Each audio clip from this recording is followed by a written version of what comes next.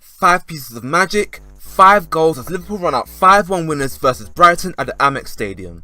That scoreline flatters the Reds a lot and makes the game seem a lot more one-sided than it actually was. Brighton showed dogged determination, and with a bit more luck, they actually could have drawn this. Defensively, Liverpool were damsels in distress, saved by 3 out of the 4 members of the Fantastic Four. Coutinho had 2 assists. The first was assist from Emre Can from a corner for the opener. Coutinho's second assist was started by Mo Salah driving into the heart of the Brighton defence on a counter-attack with purpose, before passing the butt to Coutinho on the left wing, whose low cross found Firmino for a tap-in to make it 2-0. Salah himself got a direct assist by leading another counter-attack before unselfishly threading a through ball to Firmino for his second goal. Phil Coutinho was the best player on the day, and he rightfully took centre stage at the end by cleverly drilling a free kick he won underneath the wall. The fifth will go down as a Ryan Duncan goal, but it was Coutinho's silky skills which put Dunk under pressure to steer it into his own net. So as you can tell, it was a magnificent attacking display, but to me the real MVP was Jurgen Klopp. After the Tottenham game, he caught so much flack, and deservedly, for always playing the same predictable way.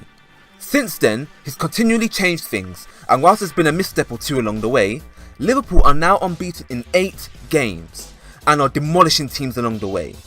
And part of the reason why they're doing this is the constant rotation of first team players, and the range of formations used. Versus Brighton, in the middle of a defensive injury crisis, Klopp switched to a back 3 to include 2 central midfielders, and they repaid him. Emre Can obviously with the goal, and Gini Wijnaldum making a goal-saving tackle in the first half. Up front, Mane, who scored and assisted in the last match versus Stoke, had been dropped, whilst the likes of Coutinho, who didn't play versus Stoke, and Salah, who had to settle for a superb super sub role versus Stoke, looked incredibly fresh as a consequence, as you can tell by their contributions. Going back to the Chelsea game, it was Firmino's turn to be dropped alongside Mane again, with Mohamed Salah playing as centre forward. He got the goal, which really should have been the match winner had it not been for Willian's cross shot. Finally, if we go all the way back to the beginning of November, Klopp played a 4-2-2-2 system, giving Oxlade-Chamberlain his first Liverpool league start, in place of the injured Coutinho. It worked a treat, with the Ox grabbing the third in a 4-1 away win, where West Ham could not cope with the system Klopp deployed that day. And it's because of his reactions following the Tottenham debacle, Klopp deserves praise.